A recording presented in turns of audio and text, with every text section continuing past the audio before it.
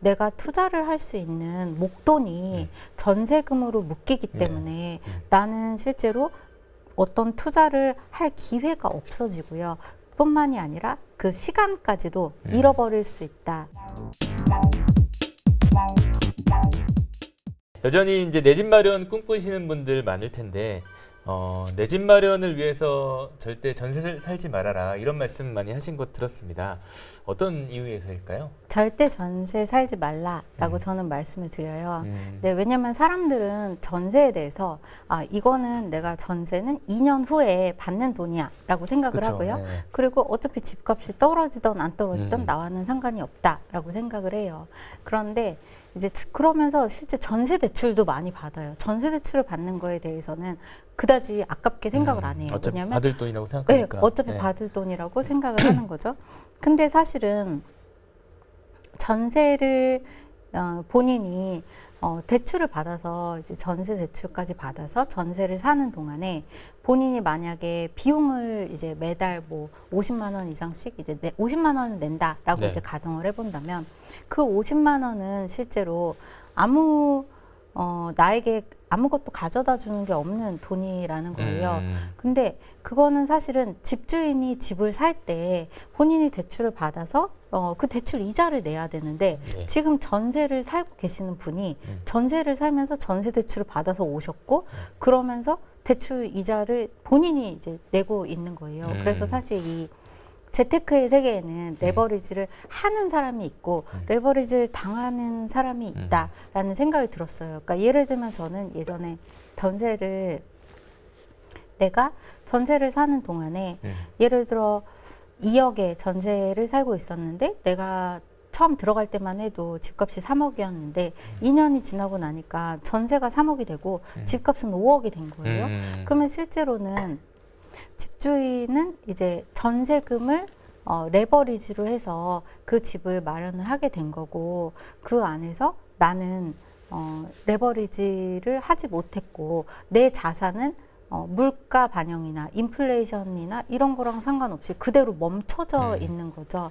그래서 저는 특히 전세는 목돈이 묶여 있는 분들이 많아요. 심지어는 전세 대출 그런 거 받는 것도 부담스러워라고 하면서 그냥 목돈을 거기에다가 묻어두는 분들이 있어요. 근데 그 돈은 움직이지 않는 돈인 거예요. 차라리 내가 뭐 반전세를 살아서 만약에 2억짜리 전세를 살았다라고 이제 가정을 한다면 나에게 2억이 있어서 내가 2억을 전세로 살겠다라는 것보다는 차라리 1억으로 보증금을 낮추고 1억은 투자를 한번 공부를 해보는 거예요. 그러니까 그것이 주식이 될 수 있고 부동산이 될 수도 있고 또는 뭐 다양한 투자 방법이 있을 수 있지만 어찌됐든 그 돈을 움직이게 해야 된다라는 거예요. 그러니까 전세는 돈을 멈춰 있게 만들어 버리고 내가 움직일 수 없게 만드는 거죠. 근데 돈이 일하게 하라라는 말을 기억을 해야 돼요. 근데 만약 돈을 일하게 하지 않으면 나만 평생 일해야 되는 거예요. 그리고 돈은 그냥 가만히 있는 거죠. 그래서 저는 이렇게 전세를 산다면 내가 투자를 할 수 있는 목돈이 전세금으로 묶이기 때문에 나는 실제로 어떤 투자를 할 기회가 없어지고요. 뿐만이 아니라 그 시간까지도 잃어버릴 수 있다라는 생각이 들어요. 네. 그러네. 전세가 좀 심리적 좀 안정감을 줄 수는 있긴 하지만 실제로 이제 돈을 묶이게 하는 부작용. 네. 맞아요. 네. 돈을 이제 묶어놓게 하고요. 전세를 한번 살다 보면은 실제로 벗어나기가 그렇게 쉽지는 않아요. 왜냐면 전세를 살다 보면 이거는 최소한 잃지는 않는다라는 생각을 이제 하게 되는데 사실은 그게 잃고 있는 거라는 걸 빨리 깨달아야 돼요. 왜냐면 내가 전세를 사는 동안에 남들은 이제 투자나 이런 다양한 투자 방법을 통해서 자산을 불려 나가고 있는데 나는 사실 멈춰 있는 거고요. 전세를 살다 보면 예를 들어 내가 2억에 전세를 사는 동안 처음에 집값이 3억이었는데 5억이 됐다라고 하면 이렇게 많이 올랐는데 내가 지금 사도 될까? 라는 두려움이 생기고요. 근데 또 만약에 집값이 떨어졌다라고 하면 역시 전세를 살길 잘했어 라는 생각이 들고요. 그 이제 멈춰져 있다 그러면 그렇지 전세지. 이렇게 해서 사실은 한번 그 틀 안에 들어가게 되면 빠져나오기가 매우 아, 힘들어요. 그러니까, 오르면 네. 올라서, 내리면 내려서, 내려서. 멈추면 멈춰서 역시 전세. 그러면 이제 본인은 전세를 10년 이상 살게 돼요. 그래서 저는 그런 분들을 주변에서 많이 봤어요. 네. 월세로 또 이제 살려고 하는 이유가 결국 말씀하신 대로 이제 그 나머지 돈을 이제 레버리지를 활용해서 맞아요. 이제 투자를 돼야지 이제 또 그게 월세로 사는 이유가 되는 건데 그렇죠. 이 레버리지를 활용하는 좀 실제적인 방법들을 좀 알려주신다면 어떻게 있을까요?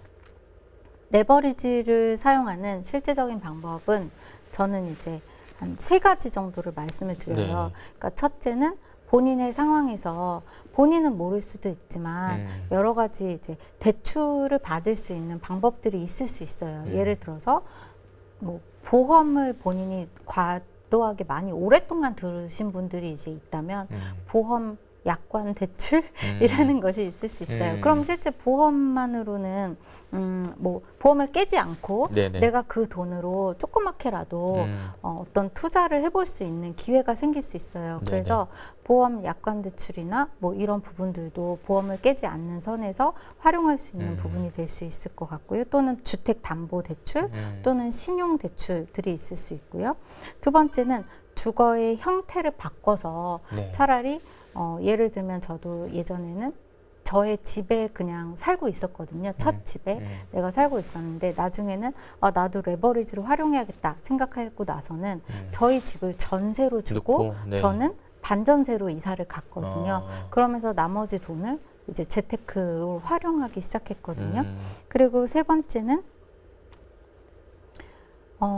레버리지 활용에 있어서는요. 다른 내가 나의 돈만으로 투자를 해야겠다라는 생각보다는 네네. 실제로 지금 당장 뭐 내가 목돈을 모아서 1억이든 2억이든 모을 때까지 사실 시간이 진짜 오래 걸릴 수 있거든요. 그렇다면은 본인이 내가 만약 원하는 게 이제 있었다라고 하면은 실제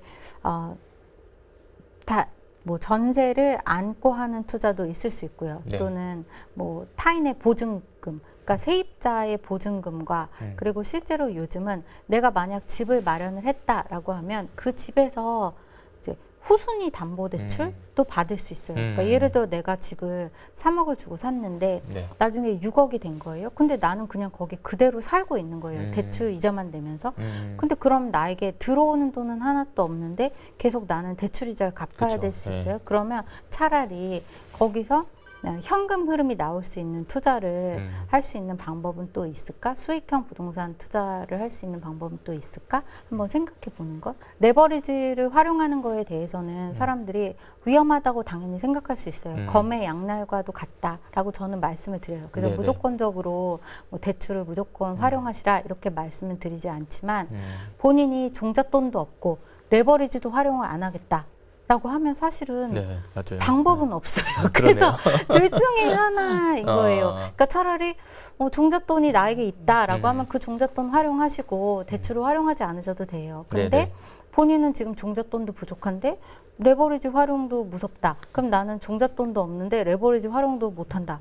그럼 나는 아무것도 안 해야겠네. 아무것도 할 수가 없어요. 그래서 저는 그런 상황이었기 때문에 제가 여기서 뭔가 돌파구를 마련하지 않으면 내 인생에 변화는 없겠다라는 생각을 했었고 네. 그래서 지금도 모든 사람에게 뭐 담보대출을 받으시라 이렇게 말씀만 드리는 건 아니지만 본인이 정말 절박한 상황이라면 그대로만 있으면 변하는 거는 하나도 없다는 네. 거예요. 네, 그러네요. 뭐 예를 들면 내가 뭐 대출을 많이 해서 집을 사놓고 30년간 그거 갖고 살 수는 없잖아요. 맞아요. 네. 네.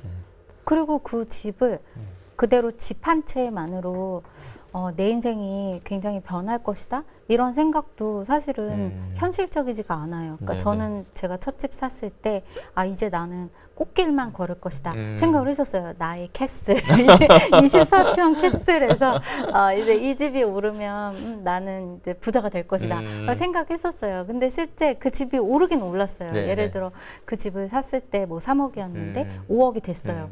그래서 나는 이제 캐슬이 이제 나에게 어마어마한 현금을 가져다 줄 거라 생각 생각했는데 우리 집만 오른 게 아닌 그쵸, 거예요. 예. 옆집도 올랐고 앞집도 올랐고 30평대 아파트는 더 올랐어요. 아. 그래서 내 인생은 아무것도 변한 게 없었어요. 그래서 본인이 집을 마련했을 때 실제로 그걸 끝이라고 생각하면 안 되고요.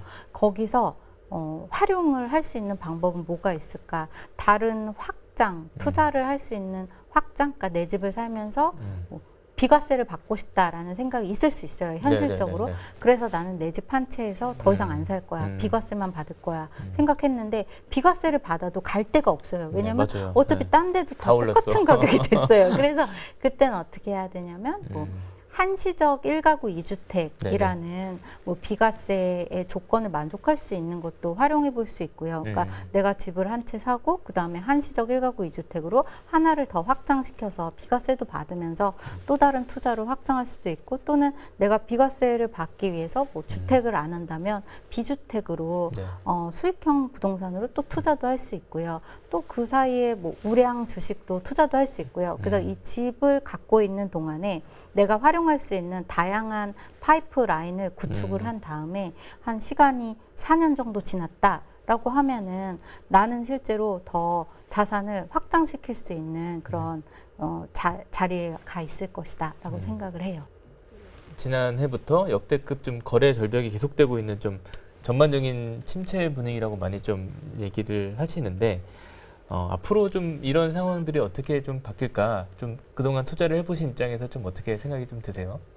지금은 역대급 거래 절벽이 진짜 발생되고 있어요. 근데 여러 가지 요소가 있겠지만 금리 인상이 발표가 됐고요. 또 양도세 중과 유예로 네네. 물량이 많이 늘어났어요. 네. 그러니까 예전에는 규제가 심하다 보니까 실제 매물로 막 내놓으면 양도소득세를 너무 많이 내니까 맞아요. 예. 사람들이 물량을 내놓지 않다가 이제는 양도소득세 중과 유예가 되면서 좀 물량이 많아지면서 그것도 영향을 줄 수 있고요. 그리고 또 전통적으로 또 비수기이기도 해요. 왜냐하면 정권이 바뀌었기 때문에 사람들도 지금 난 이제 어떻게 해야 되지? 약간 네네. 우왕좌왕하는 맞아요. 예. 이런 여러 가지 요소들이 합쳐져 있어요. 그런데 이거는 전체적으로는 어찌 보면 위기가 기회다라는 말이 있어요. 네네. 그래서 저는 이게 영원할 것이다. 라는 거는 사실 없거든요. 이 시장은 실제 뭐 그쵸. 올랐다 네. 내렸다 하고 또 침체기가 있다가 또 호황기가 오고 그러는데 이것이 영원하다라고 보지는 않기 때문에 어찌 보면은 지금의 이 침체된 상황은 누군가에게는 그 기회가 될 수 있는데요. 그 기회가 누구에게 될 것 같냐면 예를 들어 내가 어떤 뭐 20평대에 살고 있었는데 30평으로 가고 싶었던 사람 또는 이쪽 지역에 있었는데 조금 더 좋은 지역으로 이렇게 상급지로 가고 싶었던 분들에게는 양도소득세 중과 유예로 실제 그런 급매물들이 나올 수가 있고요. 네네. 그러면 나는 갈아타기를 할 수 있는 기회가 될 수 있을 것 같아요. 그리고 또 지금은 침체기이긴 하지만 모든 것이 다 안 좋은 건 아니고 대출 규제가 굉장히 많이 풀렸어요. 네. 그러니까 예전에는 대출이 뭐 실제로 50%도 안 나왔었다면 지금은 이제 뭐 70%, 80%까지도 무주택자에게 나온단 말이에요. 그러면 이분들은 약간 침체된 상황에서 그 안에서 약간 급매물들이 하나씩 나올 때 본인은 대출을 활용할 수 있기 때문에 어찌 보면은 누군가에게는 이 상황이 그러니까 위기가 기회인 것처럼 내가 변화를 시킬 수 있는 기회가 되지 않을까 그런 생각도 많이 들어요. 이제 1주택자들도 여러 가지 고민들이 많으실 텐데 아까 이제 갈아타기 할 수 있는 좀 기회이기도 한다고 말씀하셨는데 뭐 지금 이제 상급지로 이동할까 아니면 사실은 1주택 말고 이제 주택을 더 늘려서 좀 이렇게 하고 싶지만 또 워낙 또 세금에 대한 부담이 과거에 컸잖아요. 네. 그런 부분 때문에 고민이 좀 있으실 것 같은데 1주택자들에게 좀 어떤 조언 해주실 수 있을까요? 첫째로는 이제 한시적 1가구 2주택 그 조항을 조금 활용을 하시면 굉장히 좋을 것 같아요. 왜냐면 저도 예전에는 그 1주택자였을 때 제가 비과세를 받기 위해서 갖고 있었던 집을 그냥 팔아버렸거든요. 근데 사실 바로 팔지 않았어도 됐었던 거예요. 그러니까 예를 들어 일정 기간 동안에 내가 팔면 비과세를 여전히 받을 수 있는 그 연한이 있고 맞아요. 그 조건이 네. 있었는데 저는 이제 그걸 몰랐던 거예요. 그래서 1주택자들은 보통 그래도 무주택 보다는 훨씬 용기가 있으신 분이죠. 근데 용기는 있지만 아직은 마인드가 좀 부족해요. 왜냐면 1주택까지는 사람들이 내가 만약에 이게 꼭 투자로 접근하는 것이 아니라 안 되면 내가 계속 살 집이기 때문에 떨어지던 오르던 상관없어 라는 생각으로 이제 용기가 난 거거든요. 맞아요. 근데 거기서 이제 멈출 수 있어요. 그래서 멈추면 안 되고 일단은 거기서 이제 약간 그러면 이 집이 내가 하나가 있는데 이 집값이 오르기만을 그냥 기다리는 것이 아니라 한시적 1가구 2주택을 활용을 하면서 조금 다르게 확장할 수 있는 방법이 있을까? 그걸 먼저 보시고요. 그리고 이제 비과세를 받기 위해서 주택이 아닌 그 수익형 부동산을 투자하게 되면 주택수에 안 들어갈 수 있어요. 네네. 그래서 그런 투자도 한번 그 주택을 갖고 있는 동안에도 난 아무것도 못해 라고 하는 것이 아니라 그쪽으로도 또 생각을 해볼 수 있어서 1주택자들은 그리고 지금 또 급매물도 조금씩 나올 수 있단 말이에요. 네. 그리고 특히나 그 양도세 중과 유예 기간이 이제 끝날까 무렵쯤 되면은 네네. 아직 안 팔린 그런 원래 팔려고 내놨었는데 그때까지 안 됐으면 그땐 또 급매물이 또 그거보다 더. 나타날 네. 수 있거든요. 그러면 사실 1주택자 분들에게 상급지로 갈 수 있는 그런 기회가 되지 않을까 생각이 들어요. 마지막으로 이제 제가 책 보니까 엄마의 경제적 자립 3단계 로드맵이라고 있던데 네. 간단하게 좀 그 설명을 좀 해주시면 어떨까요? 네. 네. 엄마의 경제적 자립 3단계로 저는 이제 첫 단계는 나의 그 실거주 집을 마련하는 거고요. 그래서 일단은 나의 집을 마련하고 나면 투자가 굉장히 안정적으로 네. 진행이 될 수 있어요. 그러니까 아직 내가 집이 없는 상태에서는 사실 마음이 매우 맞아요. 불안하거든요. 네. 그래서 실거주 집 마련이 첫 번째 단계이고요. 두 번째는 이제 내가 실거주 집을 마련해서 거기서 그냥 만약에 멈춰버리면 우리 집이 자산 가치가 올라갔다고 해도 나는 사실 더 넓은 집으로 갈 수도 없고 또 더 좋은 지역으로 이사를 가기도 매우 힘들어진단 말이에요. 왜냐하면 우리 집만 오른 것이 아니라 다른 똑같은 집이 다 같이 올랐기 때문이죠. 그래서 그때는 나의 집이 있을 때 소형 아파트를 또 추가적으로 투자를 하셔가지고 확장을 한번 하는 것을 이제 추천을 드리고요. 그때는 아마도 돈이 별로 없을 거예요. 그러니까 내가 실거주 집까지는 샀는데 그 다음엔 투자할 여력이 많지 않을 거예요. 그럴 네. 때는 조금 더 다양한 지역을 확장하는 거죠. 그러니까 예를 들어 나는 서울에 산다 해도 서울에만 투자를 하는 것이 아니라 뭐 경기도도 보고 지방도 보고 내가 볼 수 있는 여러 가지 이제 옵션들을 한번 생각을 해보는 거고요. 네. 그리고 나면 이제 세 번째가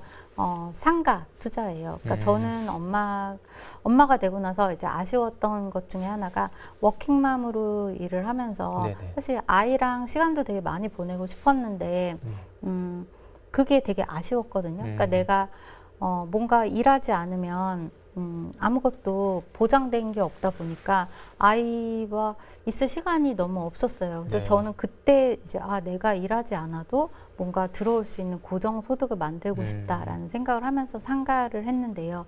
엄마들에게도 꼬마 상가 같은 작은 만약 상가가 있다면 그런 부분들은 이제 노후 준비에도 굉장히 좋을 수 있고요. 또 남편이 직장 소득이 있을 때가 네. 사실은 그런 수익형 부동산을 투자할 수 있는 기회가 될 수 있어서 이 3단계를 차근차근 가시면 실제 좀 더 많이 행복해지지 않을까라는 생각이 들었어요. 그러니까 이런 목표를 두고 이제 한 단계씩 이뤄가면 네. 중간에 멈추지 않고 되게 네. 정말 큰 도움이 될 수 있을 것 같습니다. 네, 오늘 재테크에 관심 있는 분들에게 정말 큰 조언을 해주신 것 같습니다. 오늘 말씀 감사합니다.